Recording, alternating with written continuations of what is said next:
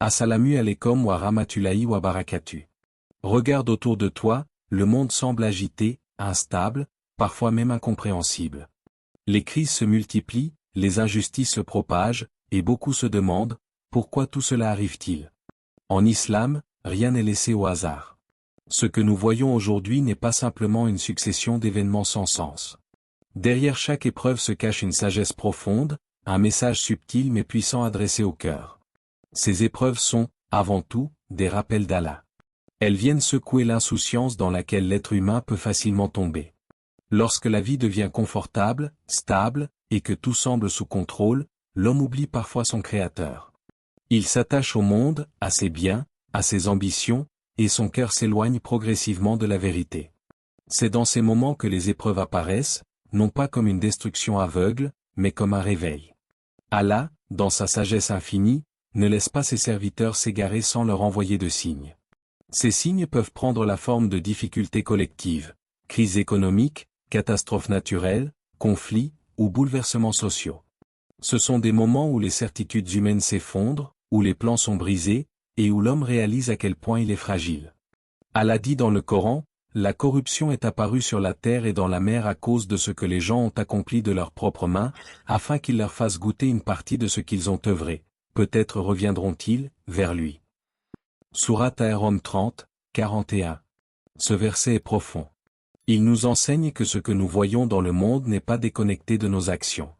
L'injustice, la corruption, l'éloignement des valeurs divines ont des conséquences. Mais remarque bien la fin du verset, peut-être reviendront-ils. Cela montre que le but n'est pas la punition pure, mais le retour. Allah veut que ses serviteurs reviennent à lui. Ces épreuves sont donc des appels silencieux. Elles disent à l'humanité, reviens.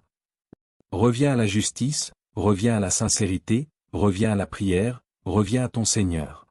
Elles brisent l'illusion que nous sommes autosuffisants. Elles nous rappellent que, malgré toute la technologie, toute la puissance, toute l'intelligence humaine, nous restons dépendants d'Allah. Et dans ces moments de difficulté, quelque chose d'extraordinaire se produit souvent, les cœurs s'ouvrent. Des personnes qui n'évoquent jamais Allah commencent à lever leurs mains. Des individus qui vivent dans l'insouciance commencent à réfléchir au sens de leur existence. Les épreuves ont ce pouvoir unique de reconnecter l'homme à l'essentiel. Mais il faut comprendre une chose importante, tous ne tirent pas la même leçon de ces rappels. Certains s'endurcissent, deviennent encore plus éloignés, tandis que d'autres se rapprochent d'Allah avec humilité. La différence ne réside pas dans l'épreuve elle-même, mais dans la manière dont le cœur la reçoit. Alors pose-toi sincèrement cette question. Quand tu vois ces épreuves dans le monde, est-ce qu'elles te rapprochent d'Allah ou est-ce qu'elles te distraient encore plus?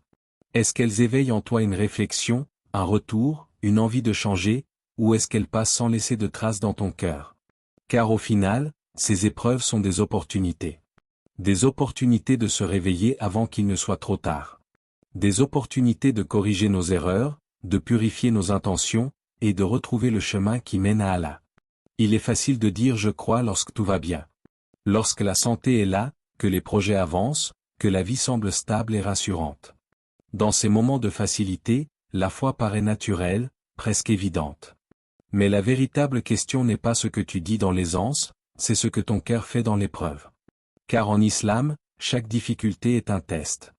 Un test précis, mesuré, parfaitement adapté à chaque individu et à chaque communauté. Allah n'éprouve pas au hasard. Il éprouve avec sagesse, pour révéler ce qui est caché dans les cœurs. La foi n'est pas simplement une parole prononcée par la langue, c'est une réalité qui se manifeste dans les moments difficiles. Lorsque les épreuves frappent, que ce soit une crise mondiale, une perte, une injustice ou une peur soudaine, elles viennent poser une question silencieuse mais puissante. Où est ta confiance en Allah? Est-elle solide ou fragile? Allah dit dans le Coran, « Pensez-vous entrer au paradis sans qu'Allah ne distingue parmi vous ceux qui luttent et ceux qui sont patients ?» Sourate Al-Imran 3, 142. Ce verset nous confronte à une réalité essentielle. Le paradis n'est pas atteint par de simples paroles ou des intentions superficielles. Il est le résultat d'une foi éprouvée, testée, purifiée. Les épreuves deviennent alors un filtre. Elles distinguent ceux qui restent fermes de ceux qui abandonnent. Ceux qui espèrent encore d'Allah, même dans la douleur, et ceux qui sombrent dans le doute ou le désespoir. Regarde les prophètes. Ce sont les êtres les plus aimés d'Allah, et pourtant, ce sont eux qui ont été les plus éprouvés. Pourquoi? Parce que leur foi était destinée à être un exemple. Leur patience, leur confiance, leur résilience sont devenus des modèles pour toute l'humanité. Cela montre que l'épreuve n'est pas un signe d'abandon divin, mais souvent un signe d'élévation. Aujourd'hui, les crises mondiales que nous traversons ne sont pas seulement des événements extérieurs. Ce sont aussi des examens collectifs. Elles testent notre réaction, notre comportement, notre foi. Face à l'incertitude, certains cœurs s'agitent, m'angoissent, perdent espoir. D'autres, au contraire, se tournent vers Allah avec encore plus de sincérité. La patience devient alors une clé essentielle. Mais attention, la patience en islam n'est pas une simple attente passive. C'est une force intérieure. C'est continuer à croire, à espérer, à agir correctement, même lorsque tout semble difficile. C'est retenir sa langue de la plainte excessive, protéger son cœur du désespoir, et garder une bonne opinion d'Allah. Le prophète nous enseigne que la situation du croyant est étonnante, tout ce qui lui arrive est un bien. S'il vit une facilité, il remercie, et c'est un bien pour lui. S'il traverse une difficulté, il patiente, et c'est un bien pour lui. Cela signifie que même dans l'épreuve, il y a une opportunité de gagner auprès d'Allah. Mais soyons honnêtes, ce n'est pas facile. Lorsque les épreuves touchent profondément, lorsque la peur ou la tristesse s'installe, la foi peut vaciller. Et c'est justement là que se trouve la valeur du test. Ce n'est pas l'absence de difficulté qui prouve la foi, mais la manière dont tu tiens malgré la difficulté. Alors, face à ces crises, pose-toi cette question essentielle. Comment réagis-tu réellement? Est-ce que tu te rapproches d'Allah ou est-ce que tu t'en éloignes? Est-ce que tu renforces ta prière, ton invocation, ta confiance, ou est-ce que tu laisses le doute prendre le dessus? Car au final, ces épreuves ne sont pas là pour te briser, elles sont là pour révéler qui tu es vraiment, et pour te permettre de devenir une meilleure version de toi-même, plus forte, plus sincère, plus proche d'Allah. Nous vivons dans une époque où elle a construit des systèmes puissants, des économies gigantesques, des technologies impressionnantes. Tout semble solide, maîtrisé, presque invincible. Et pourtant, il suffit parfois de quelques jours, de quelques événements inattendus, pour que tout vacille. Ce que l'on pensait stable devient incertain. Ce que l'on croyait permanent disparaît. C'est là que réside l'un des messages les plus profonds des épreuves mondiales, ce monde est fragile. Il n'a jamais été conçu pour être parfait, ni éternel. Malgré toutes les illusions de contrôle, l'être humain reste dépendant, vulnérable, exposé. Les crises que nous observons aujourd'hui, qu'elles soient économiques, sanitaires, sociales ou naturelles, viennent briser une illusion dangereuse, celle de croire que cette vie est notre refuge ultime. Elle nous rappelle que tout peut changer à tout moment. Une richesse peut disparaître, une position peut s'effondrer, une sécurité peut se transformer en peur. Le prophète a dit, « Sois dans ce monde comme un étranger ou un voyageur ». Rapporté par Al-Bukhari. Cette parole est puissante. Imagine un voyageur, il ne s'attache pas profondément à chaque endroit où il passe. Il sait qu'il est de passage. Il ne construit pas toute son identité autour d'un lieu temporaire. Son cœur reste détaché, concentré sur sa destination finale. C'est exactement ainsi que le croyant doit voir cette vie. Non pas comme une fin, mais comme un passage. Non pas comme un objectif ultime, mais comme un moyen. Le problème aujourd'hui, c'est que beaucoup ont inversé cette réalité. Ils vivent comme si ce monde était éternel, comme si leur bonheur dépendait uniquement de ce qu'ils possèdent ici. Alors, lorsque les épreuves arrivent et que ces choses disparaissent ou vacillent, le cœur est bouleversé. Pourquoi? Parce qu'ils s'étaient trop attachés à ce qui est, par nature, instable. Les épreuves mondiales viennent corriger cette illusion.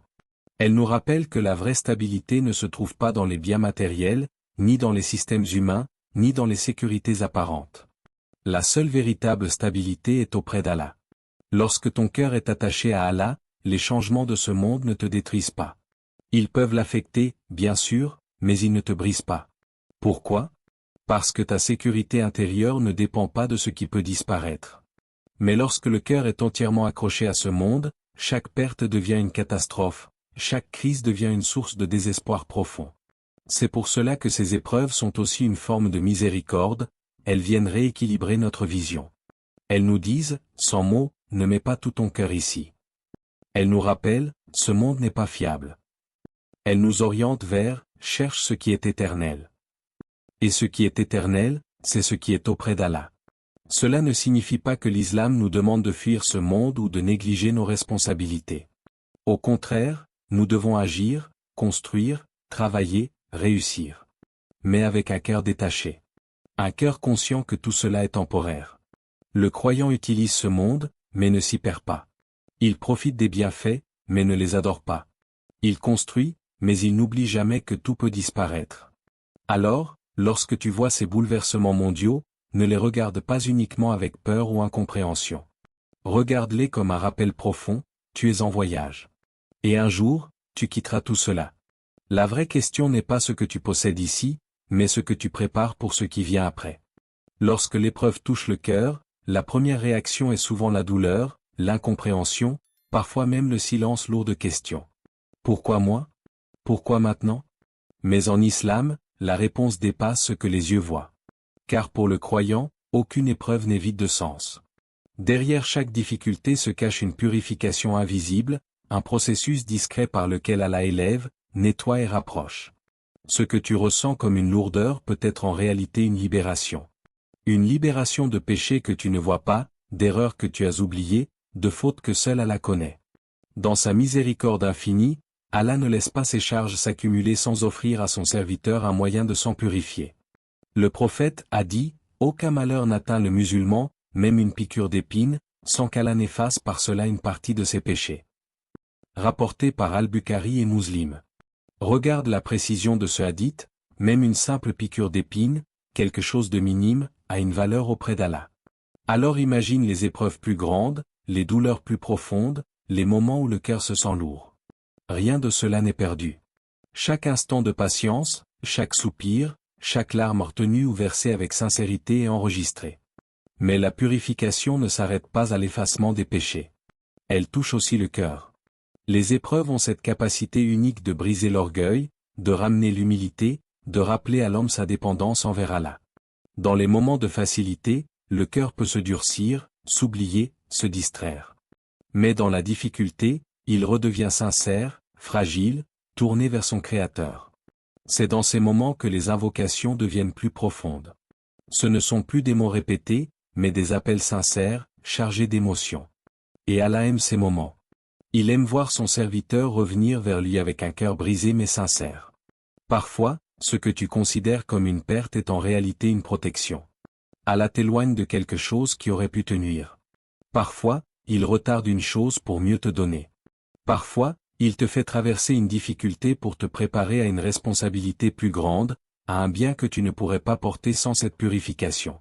C'est pour cela que les épreuves sont aussi une élévation. Allah élève le rang de ses serviteurs à travers la patience. Certains niveaux au paradis ne peuvent être atteints que par ceux qui ont été éprouvés et qui ont tenu bon. Ce que tu vis aujourd'hui peut être exactement ce qui te rapproche de ces niveaux. Mais cette réalité demande une vision différente. Elle demande de regarder au-delà de la douleur immédiate. Elle demande de faire confiance, même lorsque tu ne comprends pas. Et cela, c'est une forme de foi très élevée. Les épreuves mondiales que nous voyons aujourd'hui ne sont pas seulement des événements extérieurs. Elles touchent les individus, les familles, les communautés. Et pour le croyant, elles peuvent devenir une immense opportunité de purification collective et individuelle. Alors, au lieu de voir uniquement la difficulté, essaie de te poser cette question. Qu'est-ce qu'Allah veut purifier en moi à travers cette épreuve? Quel péché est effacé? Quel rang est élevé? Quel lien avec Allah est en train de se renforcer? Car parfois, ce que ton cœur rejette est exactement ce dont ton âme a besoin. Et dans cette sagesse divine, même la douleur devient une forme de miséricorde cachée, un chemin discret vers quelque chose de meilleur, plus pur, plus élevé auprès d'Allah. Dans les moments de crise, une réalité profonde apparaît. L'être humain réalise qu'il ne peut pas tout affronter seul. Les épreuves mondiales ont ce pouvoir unique de briser les illusions d'indépendance et de rappeler une vérité essentielle. Nous avons besoin les uns des autres, et plus encore, nous avons besoin d'Allah. Mais au lieu de rapprocher, ces situations deviennent parfois des causes de division, de conflit, de méfiance.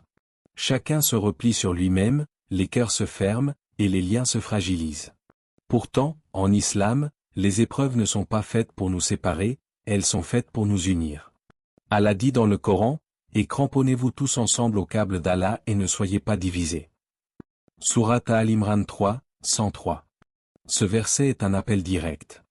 Il ne s'adresse pas à un individu seul, mais à une communauté entière. Tous ensemble. Cela signifie que la force des croyants réside dans leur unité. Pas une unité superficielle, mais une unité fondée sur la foi, sur le rappel d'Allah, sur des valeurs communes.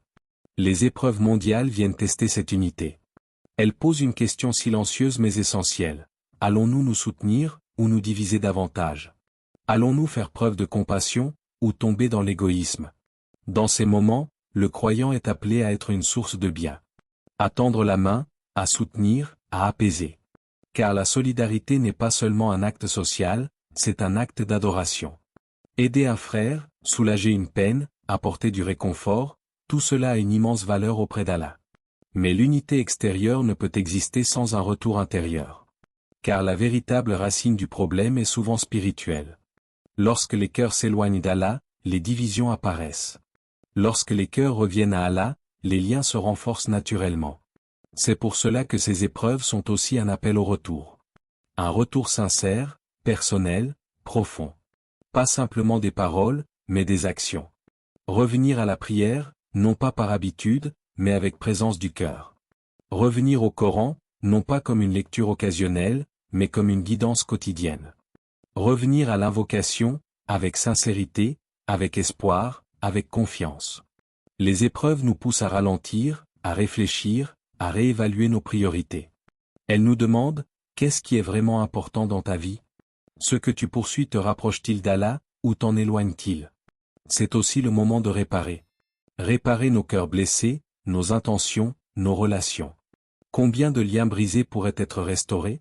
Combien de pardons pourraient être donnés? Combien de cœurs pourraient se réconcilier?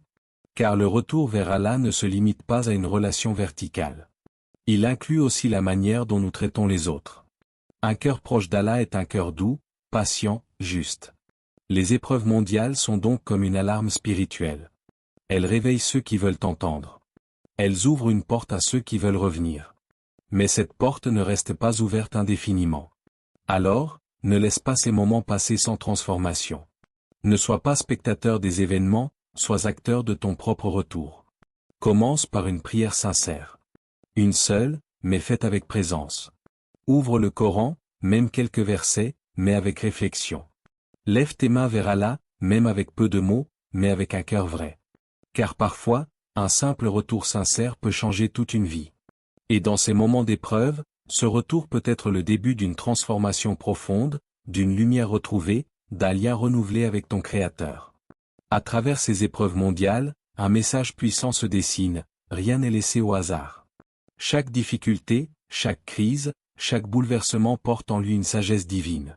Ce monde n'est pas notre destination finale, mais un lieu de passage, un test, une opportunité de nous rapprocher d'Allah. Les épreuves ne sont pas seulement des moments de douleur, elles sont aussi des invitations à réfléchir, à corriger nos erreurs et à purifier nos intentions. Celui qui comprend cela ne voit plus les difficultés de la même manière. Il ne désespère pas, il ne perd pas espoir. Au contraire, il se rapproche davantage d'Allah, avec patience, confiance et sincérité. Car derrière chaque épreuve se cache une porte vers la miséricorde. Alors aujourd'hui, pose-toi cette question, est-ce que ces événements s'éloignent d'Allah, ou te rapprochent de lui? Si ce message t'a touché, abonne-toi à l'Islam Connect, partage cette lumière autour de toi, et participe à répandre le rappel. Car une seule parole peut transformer un cœur. Merci d'avoir ouvert ton cœur à cette parole. Que la paix d'Allah t'accompagne dans chaque étape de ta vie. Allah dit, ô mes serviteurs qui avez commis des excès à votre propre détriment, ne désespérez pas de la miséricorde d'Allah. Car Allah pardonne tous les péchés. Sourate Az-Zumar 39, 53. Que Allah nous guide, nous pardonne et nous accorde la paix intérieure. Amma.